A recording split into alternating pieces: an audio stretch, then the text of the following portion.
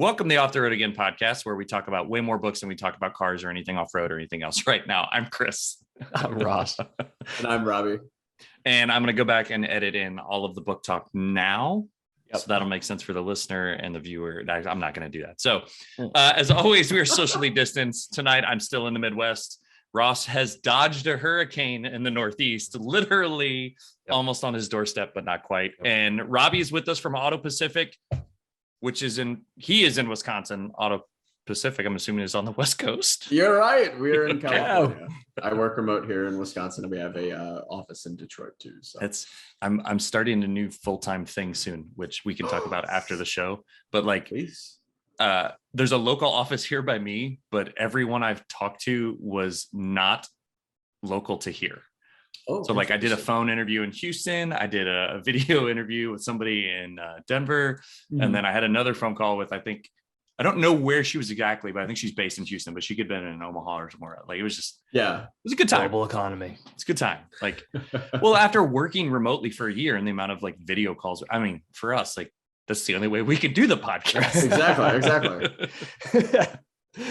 Anyway, anything and everything off-road. We're going to go heavy industry news tonight because I dumped all of Montana on Joel, which was very polite of Joel to sit there and listen to.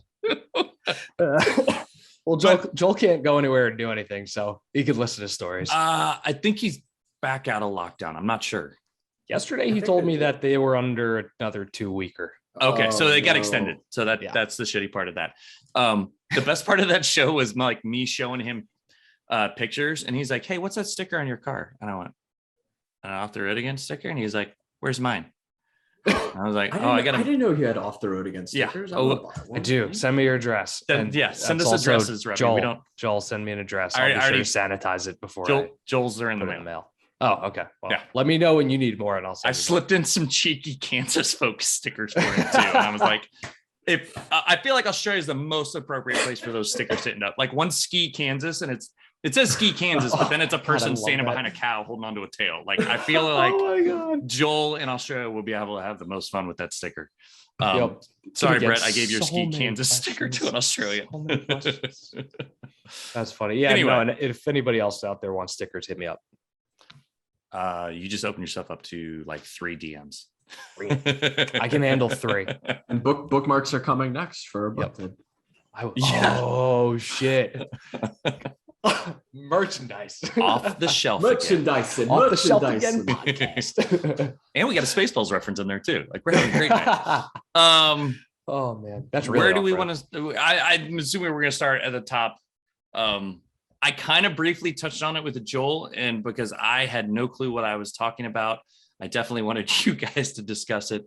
Hard tops for Broncos are effed up.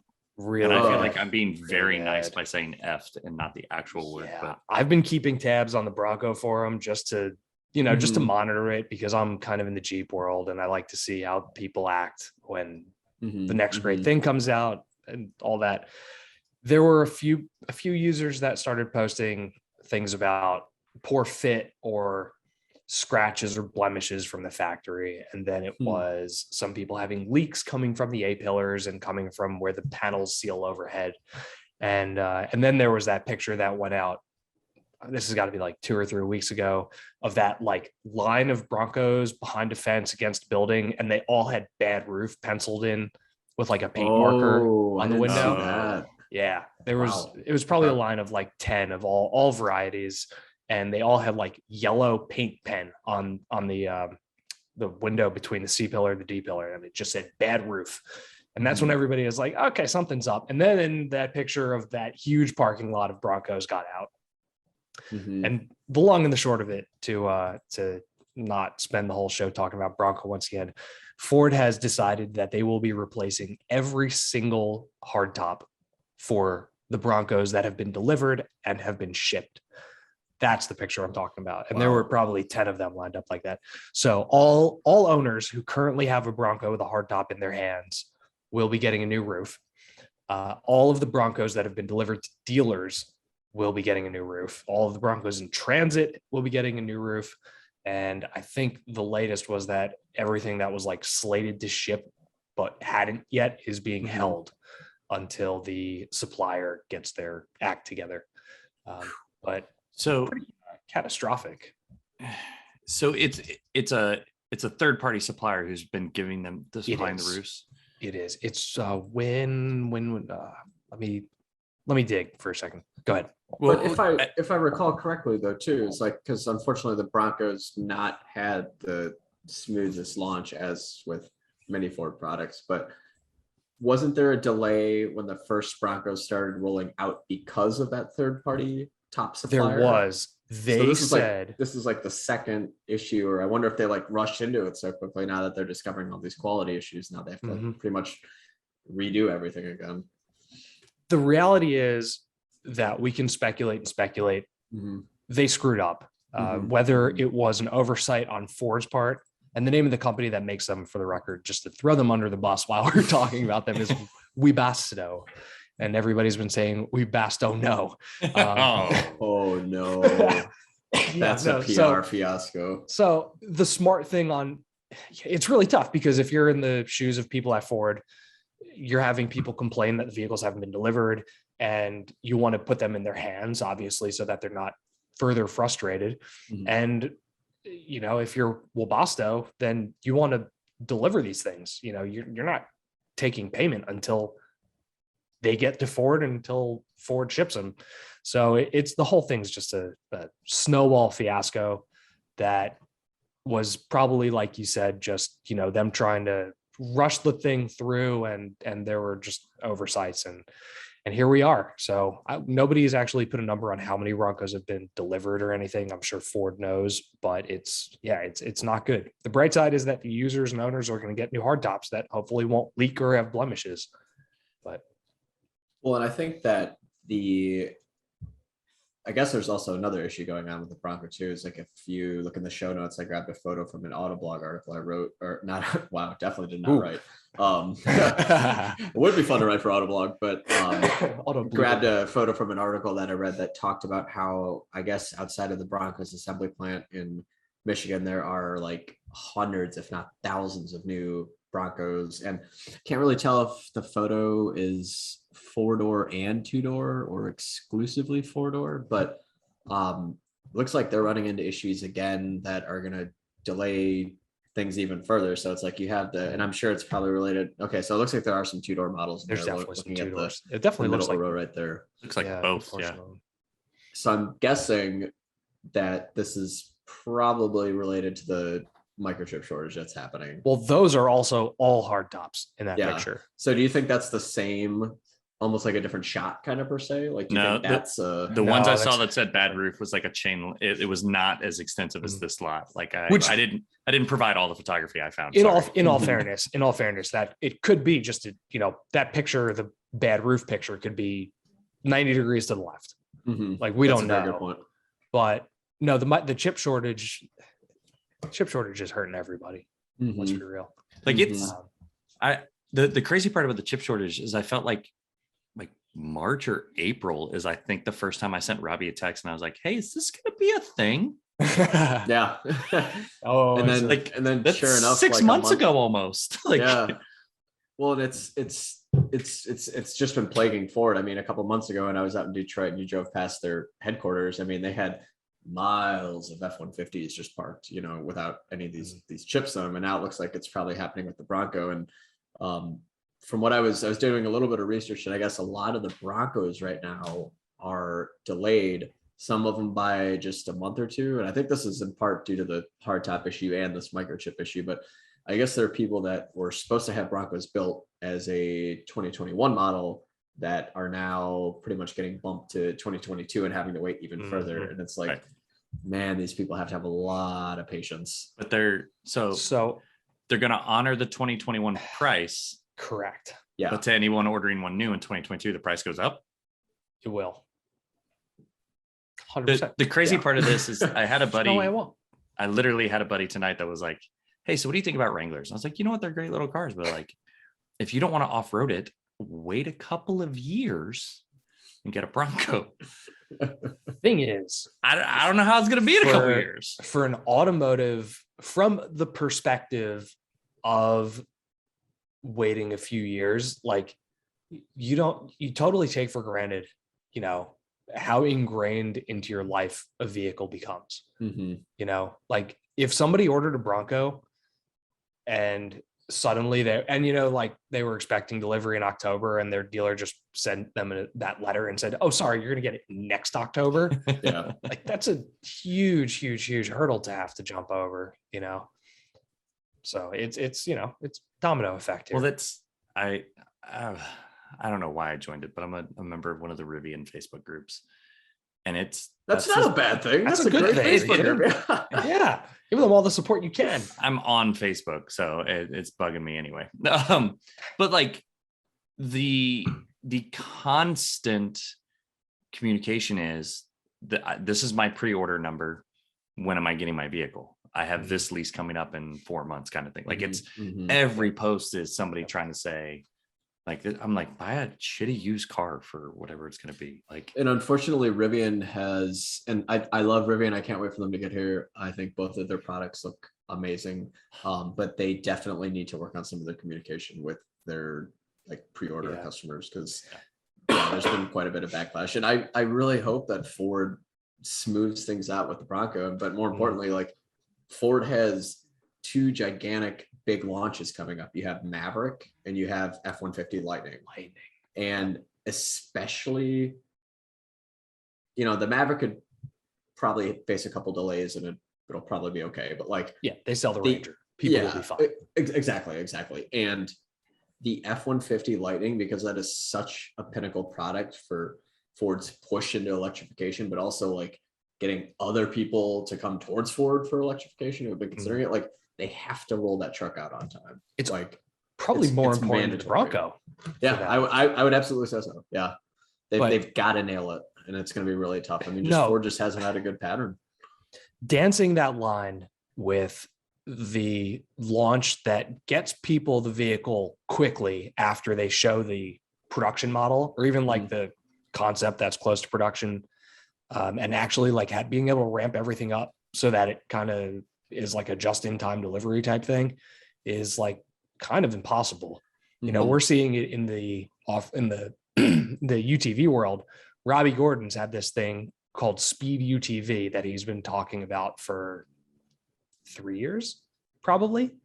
And he was supposed to deliver them like 2 years ago. And no customer has actually touched one yet. And it sounds like not really a bait and switch, like Hennessy kind of thing going on, but like people are starting to, you know, throw their arms up and say, refund my money. Like you're that far past where you said you were going to have this thing in my driveway, give me my money back. And obviously nobody wants to see that with Bronco, but at what point? Oh, fun. Well, then I'll bite my tongue a little bit. We were talking about deliveries and customers' expectations when you place an order, put a deposit down, and then are told to expect the order within a certain amount of time. Yeah. Obviously, Bronco hasn't gone as expected, nor has Speed UTV. But if Ford can nail Lightning, that's more important for the future of the automobile than Bronco will ever be. Well, especially because like you're going to have your EV pickup truck buyers going for F-150 Lightning, the Rivian R1T. You've got, I mean, it's a lot more expensive, but like Hummer EV, and then the GM and the GMC and the Chevy ones coming too. I'm not even going to throw Tesla in there because Lordstown Motors, Lordstown, Bollinger, yeah, but like you're going to have the EV pickup truck segment get more and more crowded, and if Ford can't roll that, and I'm really optimistic that they'll be able to. Like, I'm really keeping my fingers crossed they'll be able to get that F-150 Lightning out on time. But if they don't, then you're going to have people going elsewhere because people are not going to stick around for it. The thought I had earlier when you were mentioning F-150 Lightning is like, isn't the microchip more closely related to like fuel economy stuff?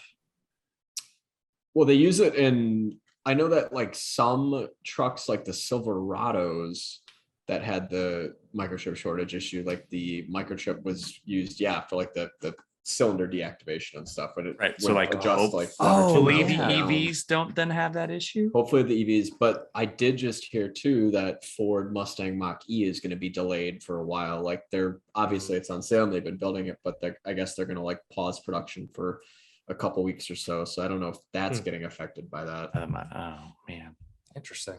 Yeah. On a positive note about the Bronco, look at this green. Dude, the It's green so is wonderful. It's so good. Green is a great color for almost everything, but this is like it's British racing green on a Bronco. It's perfect. Like it's perfect. It almost looks like a Forest Service vehicle, like off It the does. lot. No, it does not. It's close. Kind of. Oh, the Forest Service is so minty compared to this. So a Forest Ranger vehicle, sorry. Okay. But Ford has 3 new colors for 2022. They have Eruption Green, which is what that is called. They have a Hot Pepper Red Metallic and Cyber Orange, which are all very tasty. I'm Googling as fast as possible. I don't think Eruption Green. I know there's probably some heritage in that, but I think that's like an evergreen green or something, or ponderosa green or something. It could have been just called Evergreen in like caps. Eruption, someone's already trademarked that. Eruption doesn't really. Eruption doesn't work, but it's a glorious color. It makes me think like Yellowstone National Park. Super volcano. Exactly. Not beautiful green with yellow flecks so that it changes color in the light. I didn't grab the press photo. It's such a good color. Oh, it's beautiful. And with the black top too, it's just perfect. I think a green top, if you do body color top for that would look just as good too. Or no top. Or no top. That's the issue also, right now. What's really funny is they showed Ford showed that Bronco concept over the last few days, and it has no roof and no doors. The old one, Riptide. Yeah, it's called. Riptide. Yeah, great name. Kills so many people over the year, every calendar year, but sounds cool. That was the one that was in the movie Rampage, I think. So we all were like, "That's working a Bronco," and then we're like, "But you got to suffer through a horrible Dwayne Johnson movie first." Oh God, the giant gorilla alligator. Is that it? Gorilla and alligator? Yeah. Sharknado. Okay, moving on. That's enough Bronco for today. We've had enough Bronco for a lifetime. Okay, let's talk about Mercedes. Something we rarely do on this podcast unless Johnny Lieberman's here. G-Wagons. Which I am trying to reschedule Johnny. Every date I've given to him, he's literally been like, "I'm sorry, no." It's gotten to the point where he stopped apologizing. It's just nope. Yeah, he's off doing bigger and better things with Spike. He's very busy. But yeah, Mercedes-Benz, there's a rumor that I think has since been confirmed that they will not be offering their V8s for the 2022 model year. And that is, if you're not too familiar with it, that is their bi-turbo 4-liter V8 that in the right application can make upwards of 720 horsepower. It's pretty substantial of a change that's going to happen. I'm thinking it's going to be just a temporarily one. There's some people that are saying like, what if this is the end of the V8 and they're going to go all electric? And I'm like, well, Mercedes does have plans to do that at some point, but some of these models that they're not going to offer next year bring in way too much cash for them. They're not just going to pull the plug on it all entirely. So what will soccer moms put in their G63s? So yeah, this essentially it's going to be a horrible joke. I'm sorry. You're not wrong though. No, you're not wrong. What's nuts is that pretty much like any AMG 63 version, so that's C-Class, E-Class, GLC, GLE, but then also models that are V8 only, like the G-Wagon. So clearly there's not going to be a G-Wagon next year. And they make tons of money off those things. So they're just not going to offer any vehicle. So if it's a V8 only model, they're just not going to offer it. From what I've heard, yes. So the G-Wagon would be essentially like temporarily paused for the 2022. Are they buying a year of cafe carbon standards or something? Like from the digging I've done, it's because there's like supply chain issues related to the mild hybrid inline 6-cylinder engine. So they're essentially giving that priority right now, which is supposed to be a fantastic engine. It's a great engine. It's a really, I drove an E53 coupe that had it, and it was super powerful, but also like really, really smooth. I mean, it was just like a magic engine. It was inline sixes are so inline 6 mild hybrid. Yep. Turbo. Inline 6. So it's a 3-liter EQ boost. EQ boost, yeah, not EcoBoost. Not EcoBoost, but EQ boost is Mercedes's with the cool benefit of the mild hybrid tech is that you can get I think it's anywhere from 12 to 20 extra horsepower or torque for about like 10 to 20 seconds. It's like a short, quick boost with full throttle down. Right. It's like a end grin shift. Yes, there you go. End grin shift. You're not saying words, Ross. God bless you. Well, fair enough. I don't know what you said. It's Hyundai speak. Okay. So no, but I don't think this was related to supply chain issues in the past, but there have been times where automakers have had a gap year where they've said, we're not going to build 2016 models. We're going to build 2015 models past the point when we would have a changeover to 2016, skip 17 or 6 or whatever, and then just start really early for the next one. Yep. I have absolutely no context for why they've done that, but I know that's been a thing in the past. So there was confirmation that Mercedes is still going to supply Aston Martin with those engines. Mm-hmm. That's they So, would be doomed. If That's not. a contract. Yeah, that's a big contract for Aston Martin. That when Aston Martin signed, we all went, they're brilliant because Mercedes will never stop making V8s. Right. And here we are. So, yeah. So I mean, we could. That's only got what 5 years on that we're like, wait a minute. Is it even that long? What was the first year of the DB11? It's probably. I was guessing 5 because I was like, time moves faster than I realized. So it's probably been 2 or 3. But holy shit, 16. You're right. Oh my gosh! Wow. But it's going to be interesting because like you'll still be able to obviously get all of the inline 6-cylinder, the EQ boost you're just talking about, these turbo 4s that are coming out that are like stupid powerful.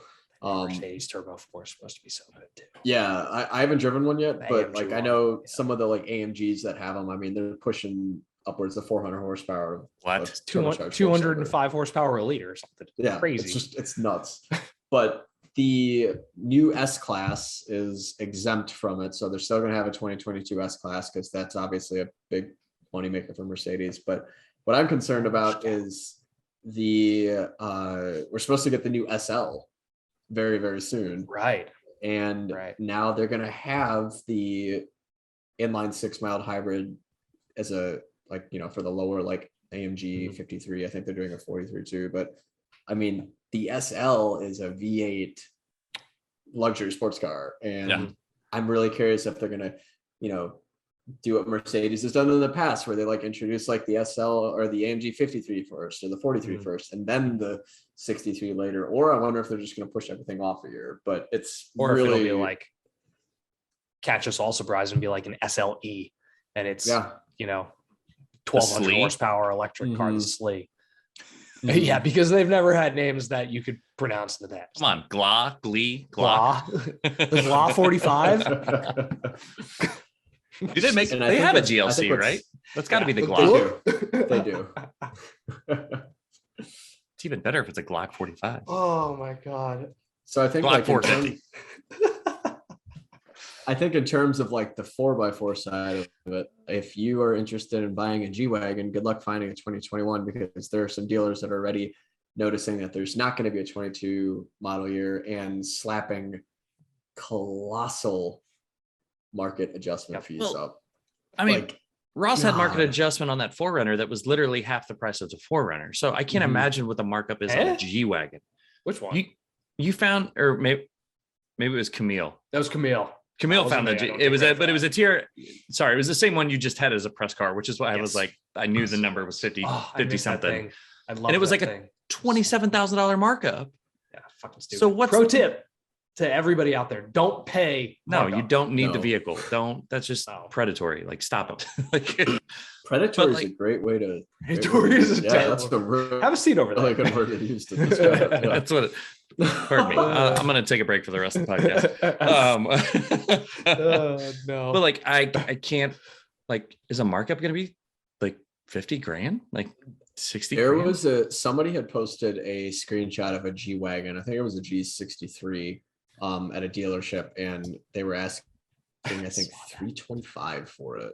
I think that was Johnny, and On a might have been $200,000 exactly what Yeah. you're talking about. Yeah. So so on a $200,000 vehicle, the markup is $100,000.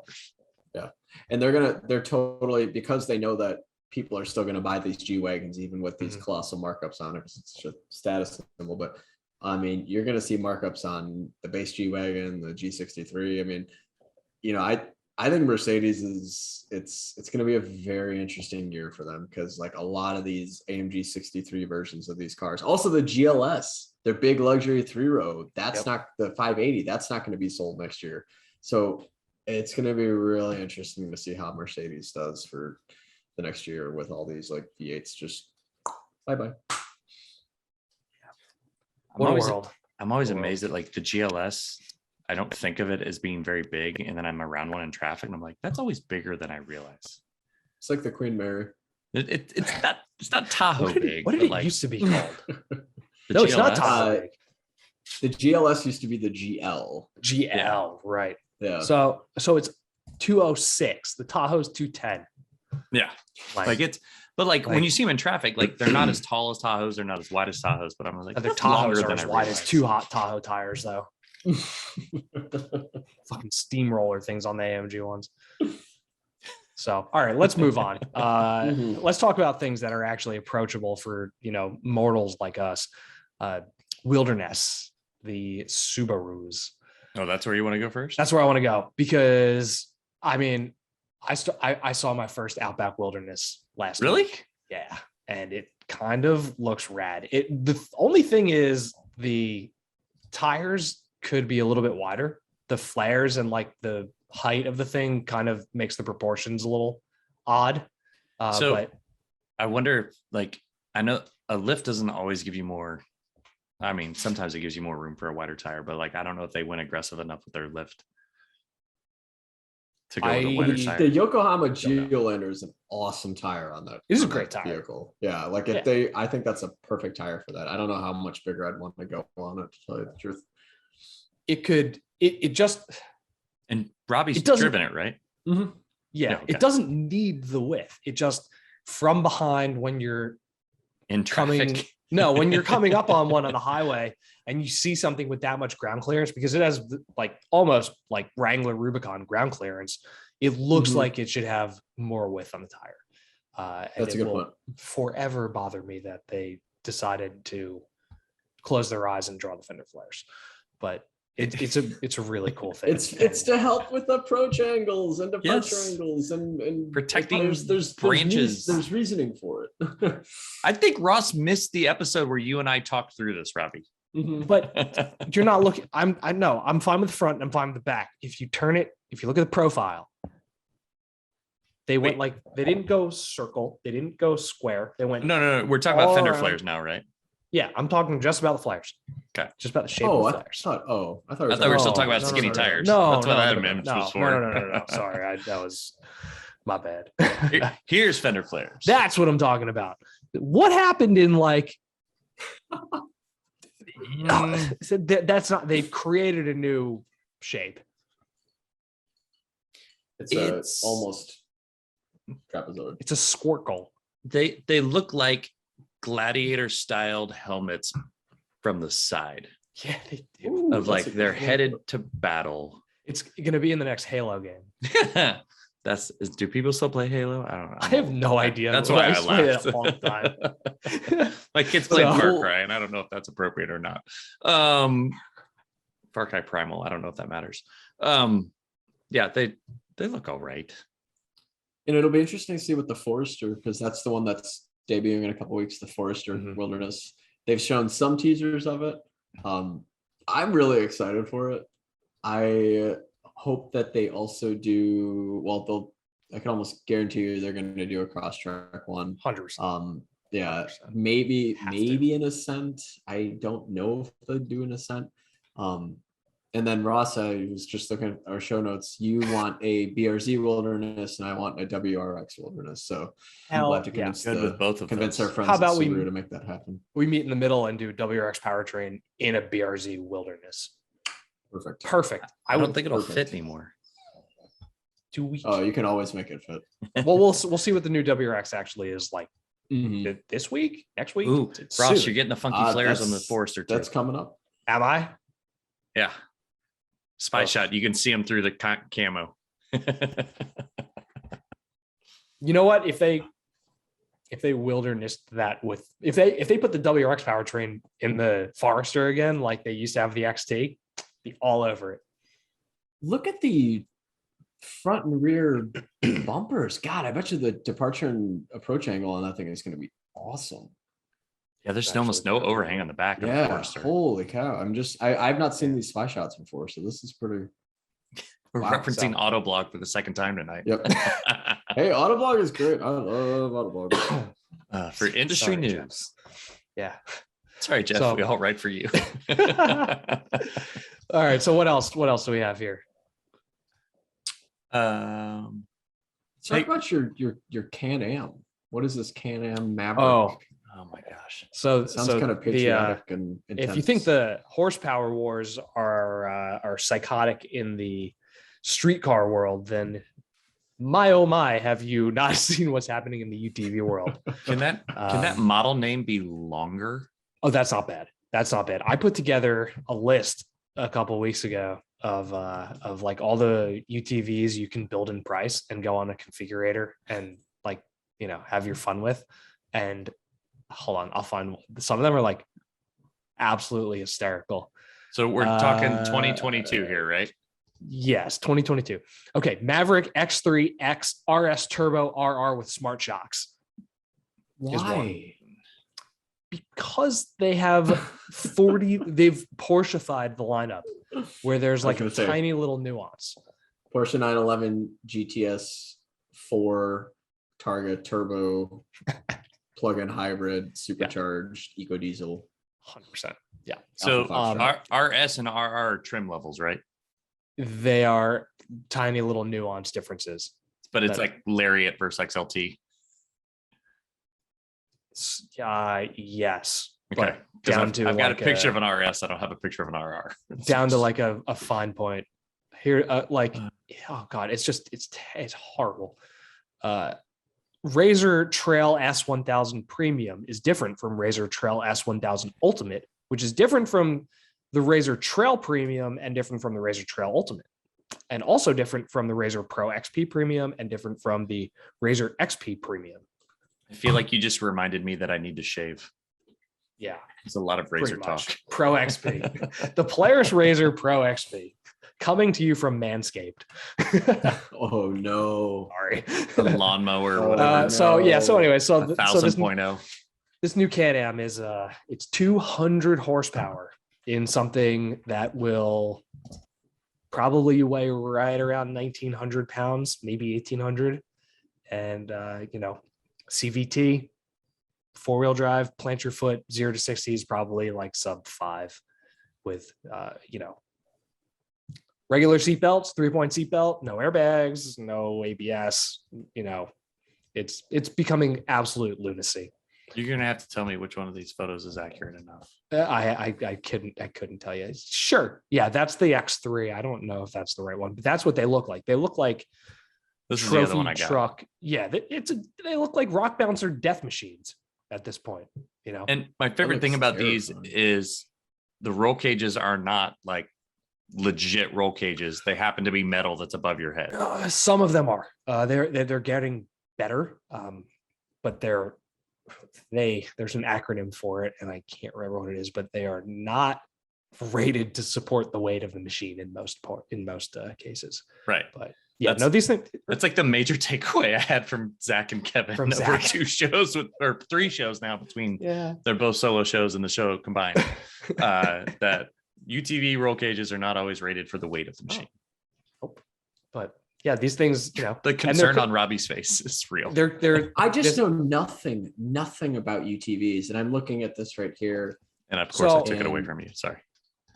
So it's just like they have like 17 to 24 inches of suspension travel, like 28 to 32 inch tires. They're turbocharged, you know, it's a CVT in all cases except like the Honda Talon and the Yamaha. I'm gonna fuck this up. YX. I can't remember. It's either YXZ or YZX. And they're just absolute.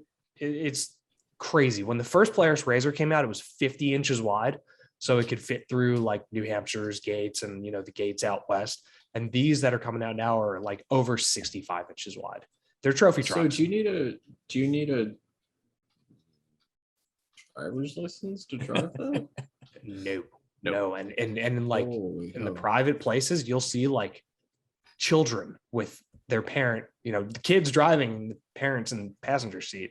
Yeah. You're like, that thing, I could, if they hit me with that, I'm dead, you know? So how much does that one cost right there? Like 18 grand or something? 18 gets you in the door on like some of the lower trim ones. These things are touching like 22 to 30 easily. Wow. Yeah, man. Holy cow. And it's crazy. I mean, they're, you know, sales were up 40% over the last there's a reason that 18 months. Zach and Kevin and Ross are writing about them all the time now because the market exists, and in some states, street legal. Street legal is clutch. Yeah, I think there's some places Hampshire, in northern Wisconsin Utah. that you can actually ride them on the street here in northern Wisconsin. Yeah, Chris just saw him in Montana on the street. Well, yeah, Montana. The best was at the parking lot at Mount Rushmore was a Polaris Ranger quad or four-door, like literally in the parking lot that we put the Suburban in. Yep. There was this Polaris Ranger in there. I was in Maine a couple of years ago, and we were like sitting outside this restaurant eating lunch because we did this day trip where you start in one place and you go in and you loop around. And this guy showed up, like a local with license plates and everything. And he jumped out, walked in, like bought groceries, came out. And I was like, you going back to your campsite or something? And he just looked at me. He's like, I live here. Home. He's like, this is what I drive. It's like, I have a pickup truck for like when it snows, but otherwise I don't drive anything else. So yeah, they're, you know. Is it better on gas? That's wild. It depends on usage and also mostly on.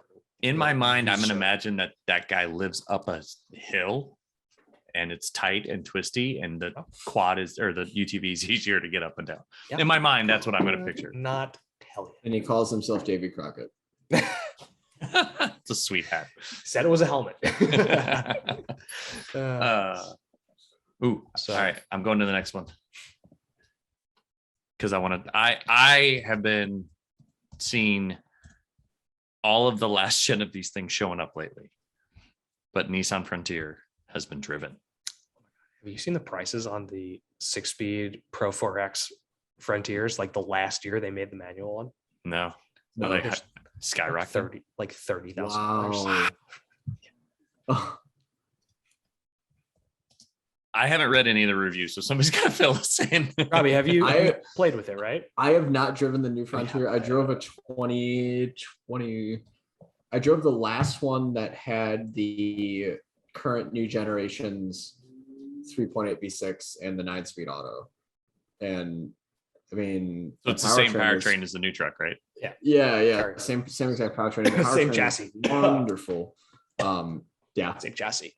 I honestly, I can't comment on it. I have not driven it, but it looks great, and I'm sure it's really, really capable. It has the seats. It has the zero gravity seats. Mm-hmm. Are they good? I hope they're good. I haven't read any of the reviews, Ross. You got to tell me. If they're like any other Nissan zero gravity seats, they're super comfy. Yeah, amazing. No, everybody that's driven the Frontier said it was great. You know, the big complaint was that it's not an all new chassis after 16 years of production of the last one. Mm-hmm. But does it need the new chassis? Did the same thing with the Z. The Nissan new Z is the same thing. It's still on the FM platform. And it's a fully boxed chassis. Like the Tacoma is still a C-channel chassis. So, you know, everybody can kind of talk all they want. Like Chris is going to probably point out that there's nothing below the frame rails. Everything's hidden. My And favorite thing. Sean pointed it out. I'll never forget it. no, it's great. It keeps all the valuable shit that breaks out of the way, out of harm's way. And I don't know. The interior looks amazing. Everybody that's driven it is like, yeah, it's fantastic. That's it. There's nothing else to talk about. I'm excited. And you know what? And I think they're going to sell really, really well. And it's the right size for a pickup truck. Like, sorry, Ford F-150s are huge, which everything else. I was discussing this evening with my friend who is 6'6" and I'm 6'4". We're both talking about the fact that we can both sit absolutely comfortably in the back of an F-150. We're way too tall to be normally comfortable in back seats. Like we understand that we're never going to be comfortable in back seats. I bet we're not completely comfortable in the back of a Frontier because it's a normal size pickup truck. More so than a Tacoma, though. Oh God, yes. I will be more comfortable in a Frontier for sure. I hated riding in the back of our Tacoma. Like I haven't gotten better. No. It's weird to be Toyota guys and being like, nah. Yeah, I know. The Tacoma is just being carried on life support. Yeah, it's on. No, but it's like just on Tacoma cachet. You know, engine shit, the transmission shit, seating position. Instagram shit, literally shit. Frame is shit. I feel like Instagram's carrying the icons of off-road and overland right now. Like I can't, when I roll through reels, like there's a 4Runner or a Tacoma on every other one. Actually, one guy is constantly popping up in my reel right now, and he has a diesel. What is a reel? Hilux? Did you say what's a reel? Yeah. I know I work in marketing too long. Guy's name is Aiden. A reel, Ross, is a thing longer video rod that you reel it in. It's a thing for catching fish. That was my dad joke. Those I know. That was a good one though. I like kept out the stories. This guy, I much prefer that. This guy's been popping up all over the place for me, and with his diesel right-hand drive 80 series. Oh God! Like no matter what I'm watching, it's either him or somebody shared his video on something else or something else or something else or something else. Like it's just Chris, what? That's not a Tacoma. No, it's not Tacoma. But Tacoma's 4Runners and this guy's 80 series is what I've been seeing constantly lately. Like because I always know it's him because it's silver with the maroon. I also just want to say that Land Cruiser that we just saw had like aftermarket eBay headlights and it looked really good. Yeah. I'm very surprised. His very good. I was like, oh, I think his truck's from South Africa. So okay. Yeah, his light bar is like KC lights across the top. I don't even know if they're KC lights, but yeah, he's been out in the West Coast quite a bit lately. Let's see. So, all right, Chris, what's going on with you? I'm we did an impromptu camping trip, and I love that my wife's sitting in the room to listen down how I'm going to tell this story. She can comment. She can chime in when she feels. We are in between right now sports ball practices and games. So summer baseball's over, fall baseball's kind of getting underway, and then I've got one playing flag football and school football. So we don't have games yet, it's only practices. And last weekend we only had a practice. So midday Saturday he got his practice done, and earlier that morning I was like, hey, why don't we go camping tonight? Like let's just do a little trip, we'll camp out one night. My wife has never been camping, which seems amazing that we've been together for 17 years and at no point have I been like, you know what, let me take you to the woods. It's never come up before. So she said yes last weekend. So loaded all the kids up, loaded both tents up. We took the camp stove just in case, but we also knew it was like literally just an evening. So like we didn't have to get too creative or the food was okay. But I wanted to kind of go like an hour and a half away and stay at one of the county state fishing lakes, trying to get away from people a little more. She noticed that there's a lake only 40 minutes from us that's a little bigger. And so she said, well, let's just go to that one. It's closer. And we got there and it was, to my horror, exactly what I was expecting, packed. Oh no. And Big it was lake, big crowd. yes, and it's not a massive lake. Like as lakes go, like there are much bigger lakes around here, but went to the lake, found a spot, at least that was like a couple campsites away from everybody else. But it was an interesting evening. Like during the day, super low humidity, but as soon as we got to the lake, the humidity was like 1,000. Like, yeah, it just, there was a quieter campsite that was like tucked in, but like behind it, I was like, that's a stagnant water creek. I'm not camping next to that. Like, I don't want to live in the mosquitoes all night. So that's why it looks like we camped in the middle of a field.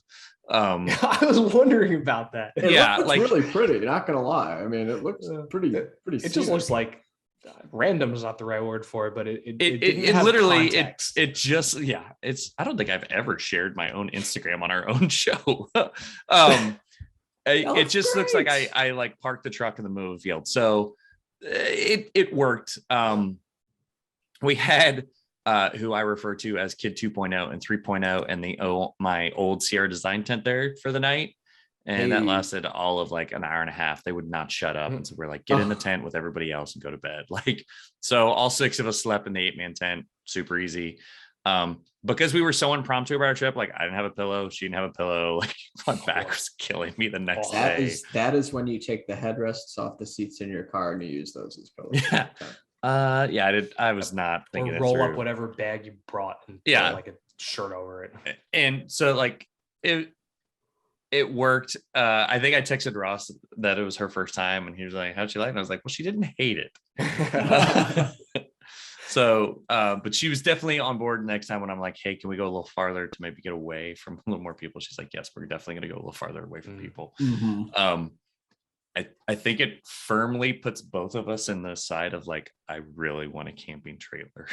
Like those Opuses, those beans, like the flip open ones. Yes, the flip over air powered one, like, because also like it tent setup, even with the kids, it's still like 15-20 minutes. Like, and I know how to set up that Marvin tent or super fast. Like it's still, even doing it quickly with help, it goes faster. But we fed into every stereotype of like camping trip of like, as we're setting stuff up, like I think we were ready to get divorced after setting up tents. Like it's every, like that's a reel I've seen a lot lately, is like going on vacation ready to get the divorce after just packing the vehicle. Like at the beginning of the vacation, like both couples sitting in the front seat, stoic, no one's smiling, kids are all in the back, kids have no idea, kind of thing. Very just first and last camping trip. Yeah. So, but I don't think it'll be our last camping trip. The kids, the best part of it was like, I just want the kids, like they were exhausted when we got home the next day. Like they were so tired. It's like, we didn't do anything. We literally set up the camp. They threw a football around for a while. No one touched the Frisbee. And we slept at night, and I literally felt like I fought with my oldest son the entire night. He's such an active sleeper that like he kept hitting me, and I kept being like, get off, like hit him back. Yes, like he's like kicking me. Yeah, I felt like, am I playing basketball? Like, am I boxing out right now? Like, I don't know what he was dreaming about, but it was a very active night for him. So I think next time he's going in the little Sierra Design tent by himself. And the weirdest thing was like, we put the rain fly on and just left some space through, but like it was so humid with 6 of us in there, all of the tent was wet. Like the outside of the rain fly was drenched from the humidity of the night. The inside of the rain fly was drenched from all of the condensation of us breathing. And we kind of left the outside of the rain fly open so air could move through, and like all of the humidity collected on the bottom of the rain fly, that it was actually dripping on us in the morning. Oh, that's the worst. Yeah. I was like, just not a horrible night. But then the best part of the night was like something was burning, like, but it gave us a great sunset. Like I don't know what was burning over there. We heard all kinds of fire truck sirens. Good God. But yeah, it was pretty nice. That's a fire. Yeah, it was definitely. That's black smoke. Yeah, that's a fire. Yeah, I'm assuming it was a car. It was off towards the road side of things, but yeah, it was very reminiscent of when I was a kind of like preteen through my teenage years. My parents would go on float trips with my mom's like college friends family. So like literally we do there'd be like 7 to 9 kids with 3 different families. Wow. And like groups of tents for like 3 to 4 days at a time kind of thing. But in like southern Missouri, and it was always July, like it was hot as F all the time. Yeah. So but it kind of reminded me of that, of just going out and being in the woods. And to be honest, the kids loved it. For like not a far trip, they had an experience. It cost us $13. No, $5 to get in and 30. So it cost us $18 total. And I didn't have to fill up a gas or anything. So Not bad. it was good. I did have to buy them like breakfast the next day at a gas station, so they would love me still. Dude, you got to bring a skillet and make pancakes. Man. I had a skillet stove. and we had the stove, and we were just tired, and we're like, no, we're going to get, like, I knew how far away we were. Like, it was like, we're throwing everything in the truck. And then like the rest of the day, like I put up the video of just like, I had to lay everything out in the backyard to get like both ground cloths, both rain flies, both tents. That like I didn't even use the easy on like tent thing, but like everything was laid out to just get dry again. But by the time we got to the house, like our yard wasn't wet with dew. Like I was like, we didn't even go there. It was a weird night. So next time we're gonna go farther. We're gonna get farther away from people. I'm pretty sure I definitely witnessed a booty call next to us. Like, no. She showed up late, set up the tent, and when we woke up, there was another car there, and then they both left in the morning. We're like, it's cheaper in a motel. Starts with an A and rhymes with affair. If you want to get that specific. So, anyways, the other thing is like, as we've like come back from Montana, like I think all of us are like, when are we going back? Like the guy on our bus tour said that. He's like, you'll be back. And I was like, okay, bud, like I just spent 2 full days in the car to get here. And you're the day after those 2 full days. Like, and I'm still in a freaking car. Like I definitely want to get back out there. Like it was too crazy not to go. Like I feel like there's stuff I didn't see. Can you guys hear the dog chewing on his bone? Yes. Okay. That's fine. Dogs do dog things. So anyway, Ross. Anyway, I'll go through my stuff real quick. Sorry, it took too long. That's okay. No, I spent some time with the Land Rover Discovery R Dynamic S, which is a lot of you with alphabet soup tonight. Yeah, a lot of letters in a long name, and not a small vehicle, but also 16 inches shorter than a Tahoe. It was beautifully crafted, and the materials were amazing. Everything that you could even like reach was like gorgeous. Felt great. You know, the quality inside was amazing. The thing, to a totally untrained eye, could pass for a Range Rover. You know, they sell it with this optional signature LED headlight pack, so it just straight up looks like a Range. They are very proud of the new center screen, which is also beautiful and has amazing resolution and quality, but crashed a couple times. Was that the Pivi? Did you have Pivi Pro? Yeah. Okay. So it's really nice when it works.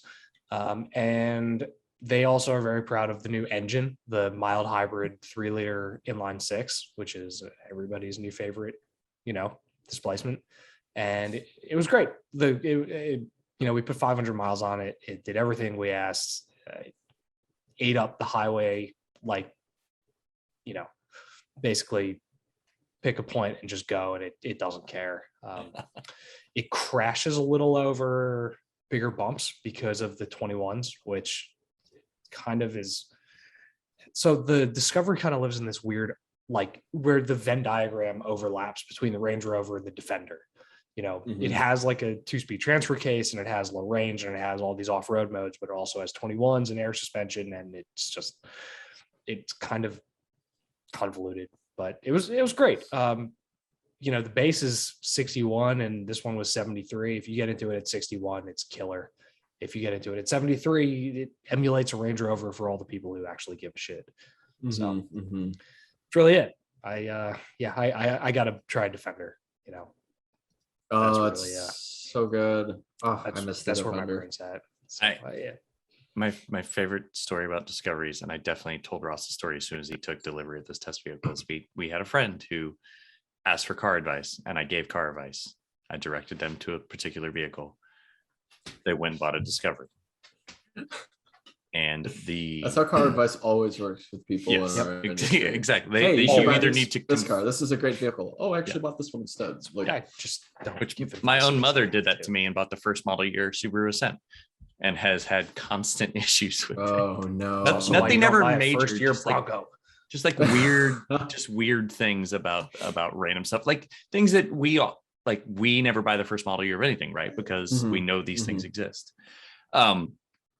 Anyway, the Discovery story is the first time our friend bought it for his wife. So the first time he drove it, it was a rainy day and he was on the interstate, and it literally was raining on his hands as the top of the windshield was leaking. Oh God. He called the dealer, and the dealer goes, "Oh yeah, that's a known issue. Just bring it in."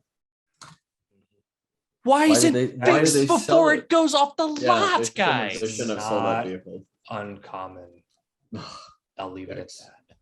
Yeah, Russ. Mine has dealership history. It did. Yeah, different company. Yes, different company. This one didn't leak.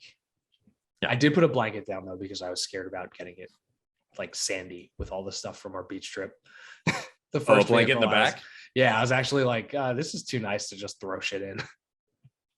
Or you're gonna spend a bunch of time vacuuming it. Yeah, I have like a Dyson vacuum, like a portable one. And I went out and vacuumed it after, but it missed the only other thing about it is it's really tall. And you know, that's like the trademark Discovery thing, is when it like rises over the third row for safari seating, but it fit in the parking garage by like an inch. So the TRD Pro probably would fit. The only thing I have not driven the Discovery. I've driven the Range Rover and the Defender, but not the Discovery. But the one thing that just like triggers me with the Discovery is like the license plate on the asymmetrical tailgate. Oh, it drives me nuts. It's always been that way though. When there was a spare tire mounted on the ass, that's how it was. So yeah, but it's like terrible now. It does look terrible. I'm not disagreeing, but like for the 0.006% of the Discovery buyers that care is cool. Like, and I'm in the 0.00000 that will buy that vehicle based on that. Yeah. So my opinion is irrelevant. No, your opinion matters here, because like on the old ones, like the LR3s, the LR4s, like it's because there was a rear tire back there. Like there was a spare it made sense. Yeah. There's no longer that tire back there. And to be honest, it's even worse with the American plate. Like here, that's come on, higher. Spare lives under Google now, and it's the Euro plates are like thin and small, and it just sits off to the side. The American plates are like, oh my god, like short and fat. Yes, yeah, like it's, and it is not aesthetically, and aesthetics are always subjective. Like it can be anybody's. Somebody else is going to say that's gorgeous, but to me, that's appalling. So I will say the paint on the one that they loaned me was amazing and actually did favors to the back end, because you catch like shadows from that piece of trim over the license plate, and then the trim is black, and then everything around is black, and the taillight surrounds are black, but in like a really dark blue, it all kind of becomes blends. One. Yeah, and it is just much less offensive. And I don't know. The front end is, the way it is great. The back end's just the Euro. Yeah. Oh, okay, guys, we get it. The Discovery was like always asymmetrical in the ass. Like, okay, let's move on. Just buy a Defender and call it a day. That's my advice. So, all right, moving on. So you've driven a whole bunch of shit. What have you been up to? Let's see. Well, go ahead. This goes out Wednesday. When's Grand Wagoneer embargo lift? Grand Wagoneer embargo has already lifted. I am unfortunately behind on some reviews I need to write because we're working on other stuff. But I'd love you to talk about that since you drove it. The Grand Wagoneer. So yeah, I was in New York for the launch of the Wagoneer and the Grand Wagoneer. You drove it like 15 minutes from me too. I know. I felt so bad. I should have called you. I grew up like 5 minutes from there. Ross, in all fairness, I was so stressed out driving in New York traffic because they did the launch. We left from right downtown New York, and driving this, I spent the day with it was a Grand Wagoneer, I think Series 2 or Level 2, whatever they're like. It was $108,000. Holy shit! Yeah, 108. $108,000. Oh my god, that's a huge number. Yeah, it's a lot to swallow. For a Jeep. Yeah, but now keep in mind, 6.4 liter V8, every single bell and whistle, all sorts of tech. It's the interior is jaw dropping, quite frankly. I mean, it's like, I think the Grand Wagoneer is just this beautiful, that and the Grand Cherokee, it's just this beautiful new start for Jeep, like with fully digital gauge cluster. It had 7 screens in it. You had the one on the passenger side, you had the 2 in the back, but the thing is that this is going right up against the Cadillac Escalade. That's exactly what the Grand Wagoneer is. Have you been in Escalade? I've not. I've been in Yukon Denali, Suburban, and Tahoe, but not the Escalade. Okay, because Escalade's a whole different game from Yukon and Tahoe.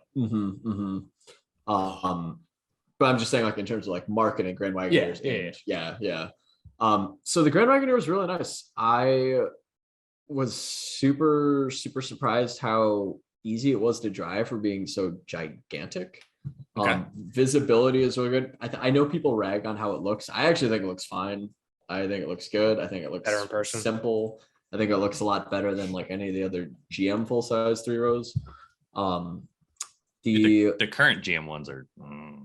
It's just no. The Yukon's okay. Yukon is the best of the 3. Escalade is not the greatest, in the Suburban. Every time I was like, yeah.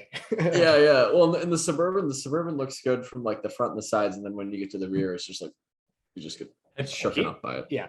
All right. I remind me. I want to ask you guys questions about those later. I don't want to detract from. Yeah, for sure. I have a question about GM SUVs. The Grand Wagoneer was, I think, what was the most impressive thing about it was just like the craftsmanship on the inside. I mean, it's quite frankly gorgeous. I mean, all the screens it's a little bit daunting, but it works. Yukon XL is there and it works fantastic. The full gigantic digital gauge cluster works really well. I played with Jeep's like kind of semi-autonomous like highway driving thing, and it actually worked really well too. The 6.4 liter V8 is, as you can probably expect, very thirsty. I think I will have to look that up and figure it and give you the number, but it was definitely in the low teens after about a day of driving. And then in New York City traffic, we were getting about 8 or 9 miles per gallon. Oh, it's 2021. Yeah. Why is it not an inline with a hybrid? What's up? I said, why is it not an inline without a hybrid? Or with and honestly, like that's part of the reason why they can command so much for the Grand Wagoneer is because of that. Because you can only get the Grand Wagoneer with that 6.4. Right. And the Wagoneer is 5.7 or V6. Correct. I wish that it's a 6,000 pound truck with a 480 horsepower V8. It's gigantic. And I will say this, like it hauls ass. Like it sounds really, really good. I mean, it's definitely like intoxicating when you floor it, even in because it's such a quiet vehicle to begin with.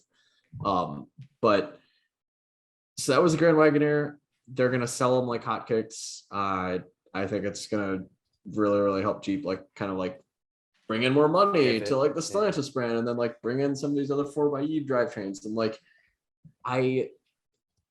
I'm curious if Grand Wagoneer will have a plug-in hybrid. I know that they've said that every Jeep model is gonna have a plug-in hybrid, but I'm wondering if Grand's gonna have it. They will. Wagoneer. Okay, it'll be. They're in a 4xe of everything. Yeah. Yeah, probably. Oh shit! I just had a question that I was. There's so many buttons on that steering wheel. So, you mentioned Jeep bringing in more money to Stellantis. Jeep is the only brand of the 3 that's like actually doing really, really well.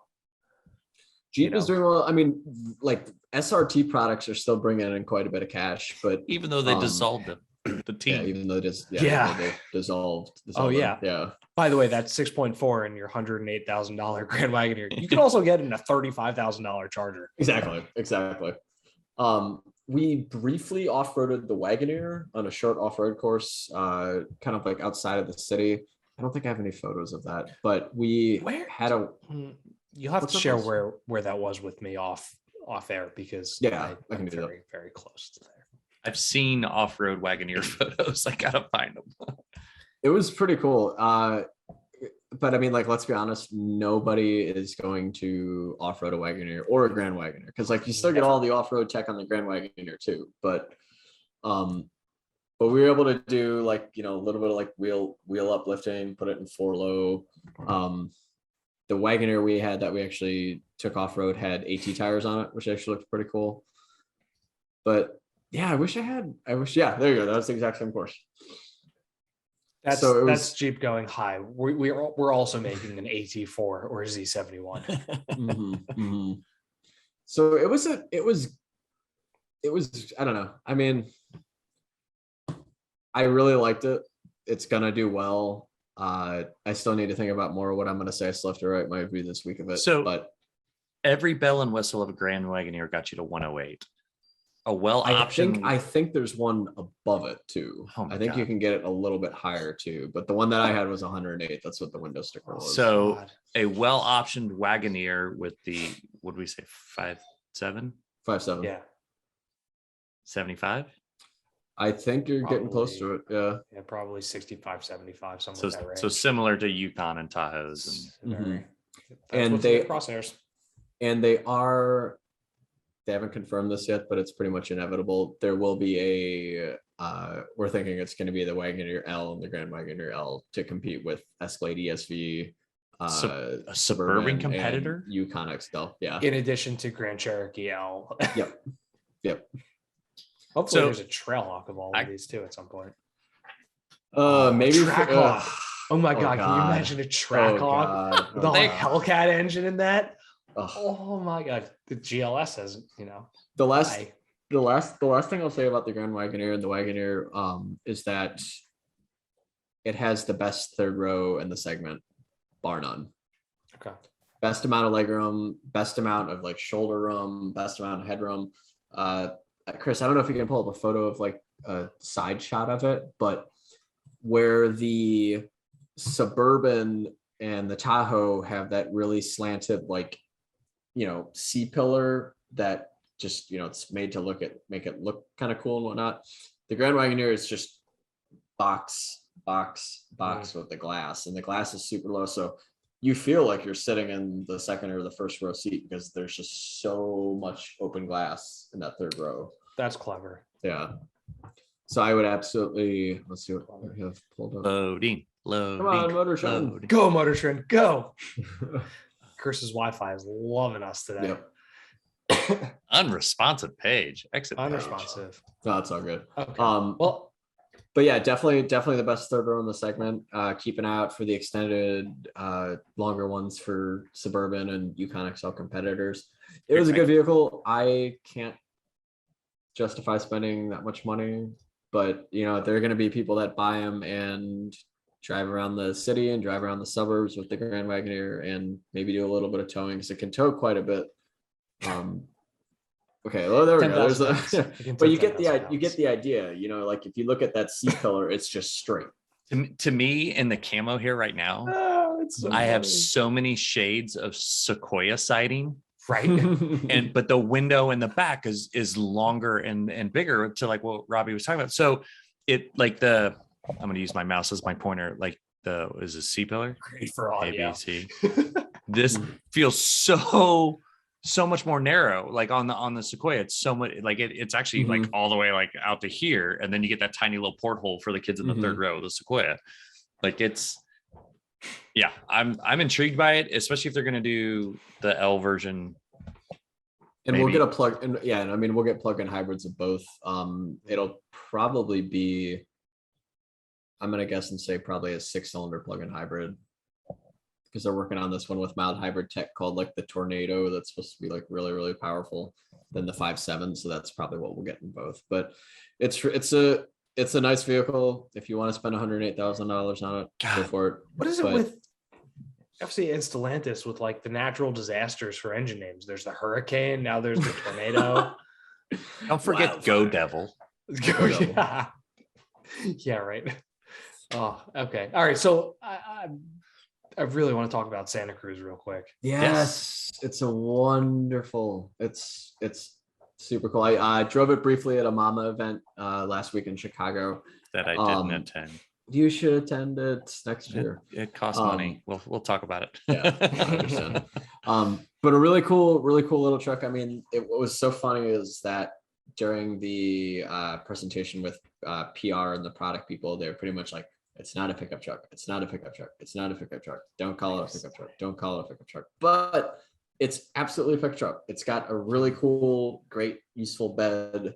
You know, you've got a all-wheel drive system. You've got plenty of things that you can throw in the back. It tows up to 5,000 pounds with that turbo 2.5 liter with all-wheel drive with the right equipment. It looks fantastic. It looks fucking killer. Yeah, it's because I mean, remember, it's essentially the Tucson with the bed or with the back chopped off. Also looks killer. Yep.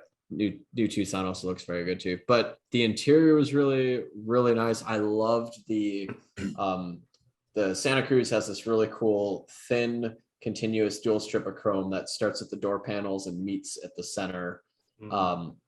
So that was really coming, and it was really spacious. I'm 6'2". I had a lot of room in the front seat. I also had a lot of room in the back seat too. My only gripe was that there aren't any physical buttons on that. Oh, so there you go. That was if they did a Santa. Yeah, well, that would have also been if they did Santa Fe. Santa Fe.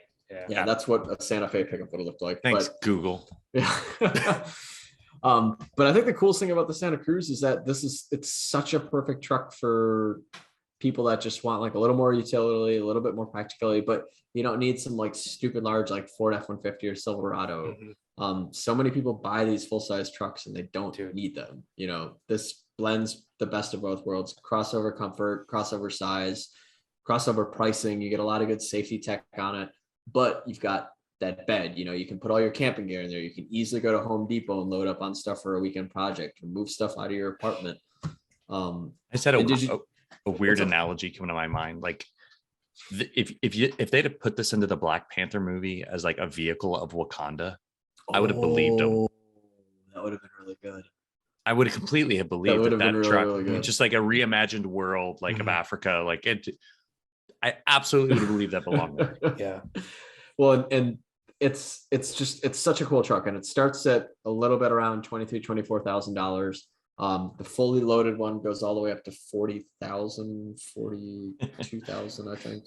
So, of course, because that seems like such a good value, Telluride still seems like it's a good value. Like, are the Koreans just not interested in taking all of our money like every other automaker is? Or like, I feel like Hyundai and Kia are more reasonably priced. They're very value focused. I feel like almost every day I'm having a conversation with someone saying like, oh, Hyundai and Kia, they've really come along. And it's like, yeah, they have. Like their entire lineup is amazing, from the smallest Elantra all the way up to the Palisade, from the K5, the new Optima that just came out. I mean, like there's so many good products in Hyundai and Kia that you can buy without spending a ton of money.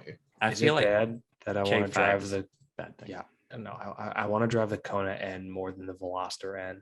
Oh, I'm so excited for the Kona N. Well, I'm also the Elantra N. Yeah. Oh yeah. That looks fucking great. Yeah. Oh, 6-speed manual. I mean, all that turbocharged power. It looks great. Which one did you just say? Elantra N? Elantra N. They just dropped it. They just debuted it last week. It was supposed to be in New York Auto Show. What? Auto Show thing. Oh, do you not know about this? It's great.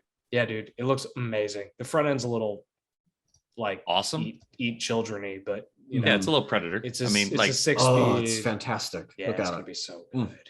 And it's got so many. It's got end-grin shift. It's got the power shift, so that when you're shifting, it like pulls you forward a little bit. I mean, there's so much racing tech on this car, and And it's an Elantra. It's a compact sedan, and It's probably gonna be like 35 grand. Yeah, and I think that's I think that's what we need to continue to praise Hyundai for is they're not abandoning sedans, whereas like so many other automakers have, which I think is a really foolish decision to do. Not only that, but they're still offering fun sedans. You got the Elantra N, but then they're also offering like fun little crossovers. The Kona N is going to be super cool. Yeah, That was so good. So what good. What is the name of this blue? I don't know, but I think it debuted on the Veloster. It's the Veloster N. Yeah. Yeah. It's great. There's someone local to me who had a Veloster N in this blue, and I kept being at traffic lights near him, and I was just like, good for you. Yeah, it's such a good car. It's one of the most fun cars I've driven on the track is the Veloster N. And speaking of Santa Cruz, I am 100% willing to bet you we'll get obviously like an N line and then probably a Santa Cruz N at some point, which would be so fun.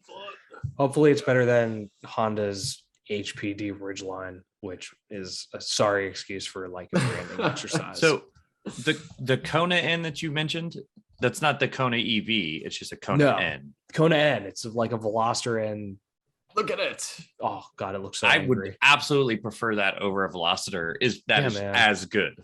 I think the Veloster N is just called Performance Blue, which Okay. is slightly disappointing, but The only problem with the Kona N is that you can't get it with a manual. that's true. But Whereas it's a with the DCT. Elantra, with the Elantra N, you can get it with a manual. Same with the. Well, no, yeah, you can still get the Veloster N with a manual. Yeah, So that's fine. They're making people buy a car to have a manual transmission. I think I've aged out of manuals. Yeah, you were saying that to me last week. Like I think I'll definitely like teach the boys, and I shouldn't say the boys. I'll teach all of my You should kids teach all of them how to drive a manual, and we will have a manual vehicle so they can all learn. It might be Soviet. teach your dog. my Dog's he's- like me too, man. He went camping with us too. I forgot to mention that. And that like he was great. He laid on a blanket the whole time. It was awesome. But he hears when there's rabbits in the yard. And so he is telling me right now I need to go chase rabbits. Oh, boy. Yeah, that's exactly what all that would go find Connor. It's not But yeah, late. Santa Cruz is on sale now. If you're looking for a awesome little small pickup truck that gets good gas mileage, it's safe, it's super comfy. You've got a great bed. It has this integrated tonneau cover, this hard tonneau cover that just rolls back really easily, and then you just pull it back. Brilliant, genius. Oh, So yeah. That's what. yeah, the go Avalanche check out the had. Santa Cruz. I don't think 20 I'd years seen ago. the inside of it yet. Oh, Like, it's crazy. Somehow I didn't hyper look- modern. Yeah. That's not Santa Cruz. That's not Santa it. Fe. Yeah. Santa Fe again. God damn. Fucking Google tonight. Hyundai. What are you guys doing? All right, guys. My search term is literally Hyundai Santa Cruz interior. Oh man, do we want to? Somebody's SEO is fucked. Should we end real quick so that Ross can? Yeah, I need it's bedtime on the East Coast, but Chris, Right, why don't you find a picture and then we'll call it. Yeah. I don't want to now. It's downloading it to my machine. I don't want it downloaded. What is happening? It's the same interior as the Tucson. Yeah. Which is great. I got an image. Maybe it's not loading either now. God damn it. He's gonna pull up an image of like the Palisade interior. Or It like does the say Hyundai Santa Fe Entourage. Palisade. It's as gonna well. be At the top. Hyundai Entourage interior. I literally the minivan they made a decade ago. Oh, that thing was an abomination. everything about the image says Santa Cruz, Santa Cruz, Santa Cruz. When the file opened, in the file name it said Hyundai Santa Fe Palisade. I'm like, I not love doing that. this. Not doing this. All right, that's okay. But yeah, if you want to look at the inside of it, it's gorgeous. Just Google Hyundai Santa Cruz interior, or like Ross said, Hyundai Tucson interior. It's the same exact thing. And don't use my machine to do it. No. Or your internet. Sweet. Cool. Robbie, you want to plug anything real fast? No, good. If you're interested in new car features and things that you like in cars, and if you're interested in paying for something on a car, whether it be heated seats, safety tech, eco-friendly leather, all included. All included. AutoPacific, we're doing a study called our Feature Attribute Demand Study. We will be posting the results from our most recent study where we pulled about 90,000 new vehicle owners to see what they want to gauge your. Yeah, we got a big survey Study. this time, and we use it to gauge where interest and trends are going in terms of like what tech and features are going to be cool in cars in the next couple of years, and what can we expect to kind of fade away that hasn't caught on yet. So we'll be posting the results of that survey probably coming up within the next couple of weeks or so. You can check it out on autopacific.com. Very Sweet. You can follow them on LinkedIn too. I did. Oh, thank you. I get fun updates on LinkedIn every now and then from AutoPacific. It's nice. It changed. I think of it as the palette cleanser for day job stuff. Yeah. Ooh, okay. Sweet. You can rate and review this show on iTunes. Please be kind tonight. It was rough. I'm compiling all kinds of videos to make the show work tonight. So you can like and subscribe to our YouTube channel. Robby is at Robby_DeGraff on Instagram and Twitter. Yep, correct. And you can also else? follow us on at AutoPacific on Twitter and on Facebook. And AutoPacific is one word. Yep, correct. Sweet. You can follow Hooniverse, the real Hooniverse. Oh my God. Helps if I say the second word after each one of those so you actually know which one's which. So the Hooniverse on Twitter, the real Hooniverse on Instagram. You can read what we write there. The show posts there. You can watch it there. I embed both video and audio if you want to, do both. But if you watch the video, you don't also have to listen to the audio. The video has anyway. She laughed. Thanks, Sarah. Ross said thanks for laughing. And it was not that's a funny laugh. That's the I'm tolerating this laugh. Right. Oh man. You can follow Ross at no not like the one from Friends, and I'm at Overlanding Dad. And that's the show. That's the show. And Ross's name makes me think about all of the Instagram reels I've seen of like Friends clips lately. I need to get off Instagram is what I think what I need to do. Yeah, pro tip. Less social media is better social media. But Ross, what if I want to burn an hour or two? We started this with books. So let's end it with book. Go read a book tonight. I am going to go read a book tonight. I did give a friend, I finally found my copy of Go Like Hell, the Ford versus Ferrari story. And I gave a friend that book to read. And it felt amazing to let him read that. I need to get a copy of the, what's the German racing drive? I don't know, but Robby's going to send us the Bob Lutz shitstorm. So this book is awesome. Slow Car Fast is a very good book. By Ryan Zumalin. It's an amazing book. There's my plug for the night. All right, guys, I'm calling it. I'm shot. Need to wake up very, very early tomorrow. What is that book called? I want to say it before I don't. I think it's called just Faster and like this. Wow, come on. I don't want to log in. Fucking times. It literally showed it to me and then it took it away and it's like log in. And on that note, do not pass go. Do not collect. I'll have killed the recording way before we got to this point. Oh, okay. All together now. All together now. All together now. Thank you, Robby. All together.